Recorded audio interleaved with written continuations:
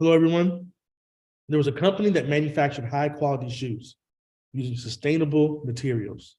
The company had a strong brand identity and a loyal customer base. But as the competition grew and the market became more saturated, the sales began to decline. It's important when your organization is in the middle of a brand crisis. One of the things you must remember is to emphasize your brand's unique selling proposition. Your brand's unique selling proposition, also known as USP. And you'll hear me say both of those interchangeably. So welcome to Strategy with Dr. M. Stolard. This series is entitled Your Brand Strategy in a Crisis. This is episode number 5. So today we'll be discussing, in times of a brand crisis, your brand strategy must include emphasizing your brand's unique selling proposition, the USP. Hello, I'm Dr. M. Stolard, Entrepreneurial Strategist, helping cultivate brand clarity for community organizations and those who want to create social impact. And we do this through strategy. So remember what makes your brand unique, sometimes referred to as a unique selling proposition. If you're not sure what this is, it should come from your clients, from your customers, from your audience. All right, what is it they like about your products and services? What makes your service unique from the other people that are in the same or similar genre, right? Your competition. What makes your business, your services unique compared to the people who also, quote unquote, serve the same people you serve? It's important to know your target audience, right? The ones who truly love you and are loyal to you. Not just if, but when a brand crisis presents itself, you must know how to speak to your audience, and it begins with you first emphasizing your brand's unique selling proposition. Again, sometimes seen as a USP. So you're in a brand crisis, right? You need to talk to those loyal customers.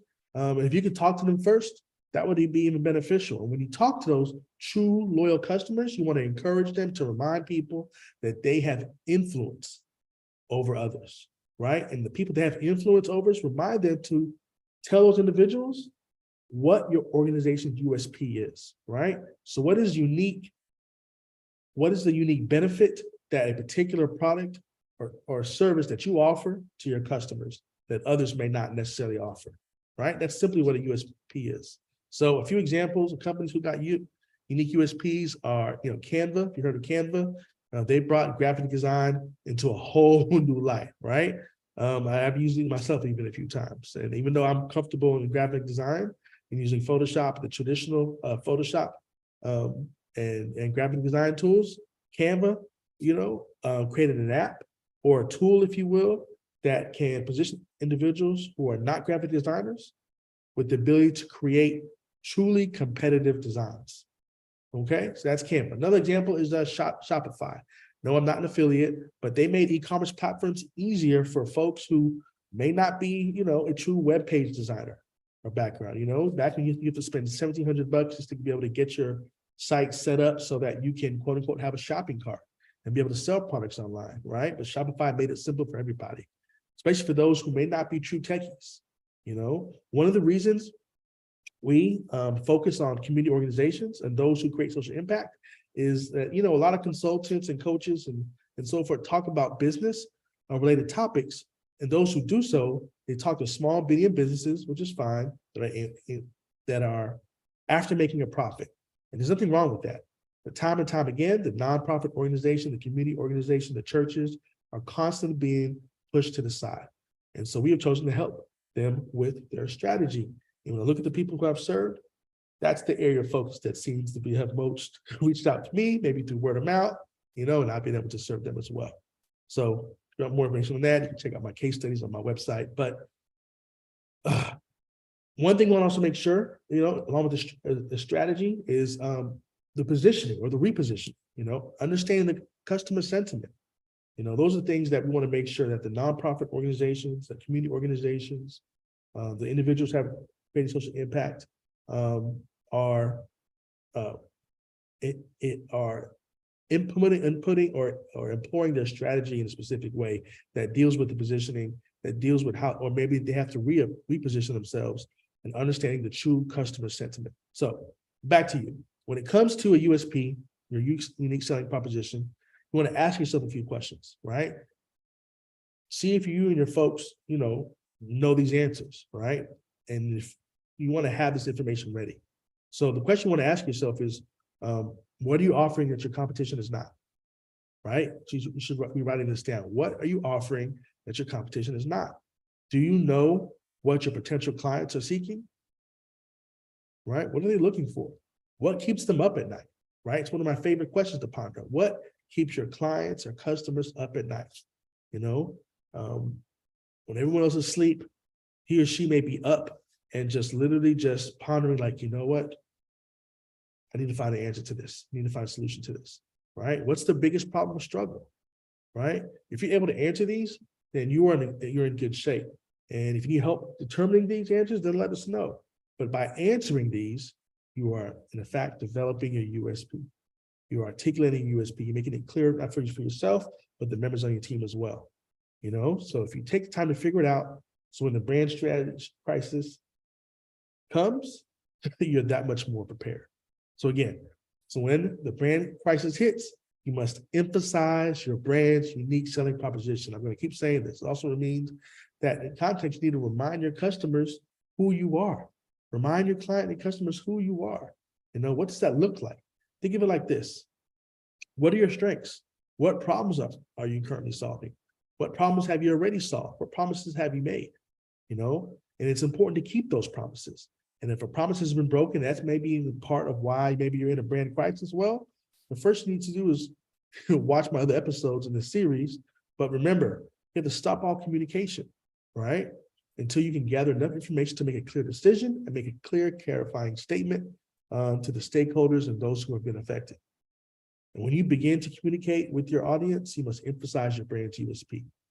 And I'm saying this because it's just a crucial, important step, right? So let's workshop this real quick, right? So hopefully you have a pen and paper out, but if not, you want to get some now. So there are 5 key components when it comes to clarifying your USP. So one, what are the key benefits, right? What are the key benefits of your product or service? Maybe you have a signature product or a signature service, right? Number 2, what is the intense emotion you want to gather from your customers and your clients, right? When they use your product or service, what emotion should they gather? Do they feel happy? Do they feel bad? Do they feel relieved? We all want everyone to be happy, but it's not just about being happy. It's about being relieved and just feeling like, oh, it's a weight off my shoulders. I have more confidence maybe, And so what are the essential selling points? What are the essential selling points, right? The key benefit attracts the clients and the people that you serve, right? So the key benefits attract the clients and then the people that you serve. So the selling point articulates what makes your product or service better. And it's not the time to be shy, especially in a brand crisis, right? Number 4, the 4th component is the key difference. Spell it out simply. What is that key difference? If you're Pepsi, an example would be if you're Pepsi, maybe your original product is just a little bit sweeter than Coca-Cola. You have to own that and make sure you put that information out there. And number 5, finally, the competitive advantage, right? What is the distinguishing factor that your brand has, that your organization has, that is different from the others? And, an example of that would be, maybe your product or services are much more affordable, like Walmart, or maybe it's a certain higher quality. If you're thinking of like maybe the Jaguar brand, or maybe it's an ultra higher quality, right? When you think about Bentley, or maybe it's a truly innovative, maybe something like Tesla, right? So what is your competitive advantage? So remember, to emphasize your brand's unique selling proposition, you want to remind your customers and remind your clients, about the numerous problems you've already solved in the past prior to this current crisis, right? And that's such an important piece. You want to remind them of things that you've been able to accomplish prior to this, So let's talk a little bit about maybe how to express unique selling proposition in the middle of a crisis. If you're a community organization or a person who strives on creating social impact for others, right? Community organizations face a unique set of challenges. And when it comes to promoting their unique selling proposition during a crisis, in times of a crisis, people sometimes get distracted, right? And start to feel overwhelmed. And it makes it difficult for community organizations to, get their message across, right? Get a clear message across. So there are several strategies that organizations like yourself can use to express their USP effectively in the middle of the crisis. So we're just gonna break this down into a few different steps. So first, it's important for your organization to be transparent, right? And to be honest about the impact of the crisis, on their operations, on all the components that may be involved. They should communicate any changes to their services.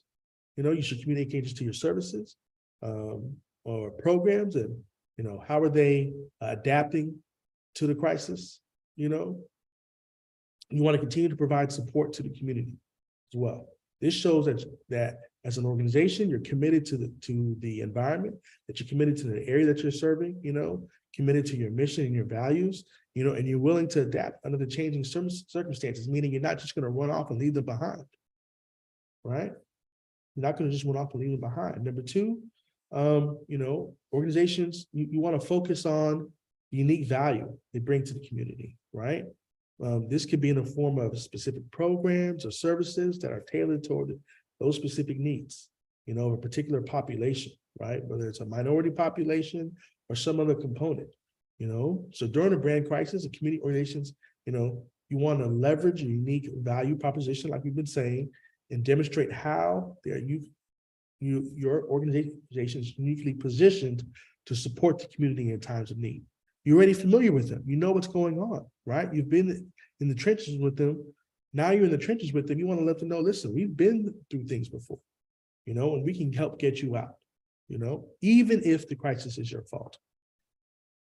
Number three, you should communicate the impact of your work on the community, right? It's important to share success stories, right? Testimonials from community members who have benefited from your program and services.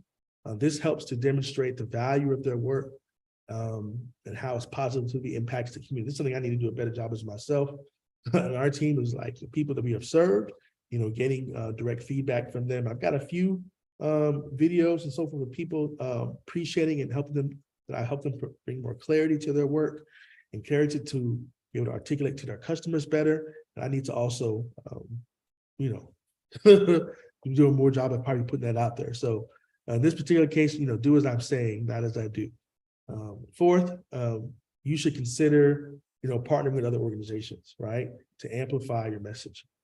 So, if you can work with other nonprofit organizations, other community organizations that have similar values and missions, you'll be able to reach a broader audience, right, and have a bigger impact.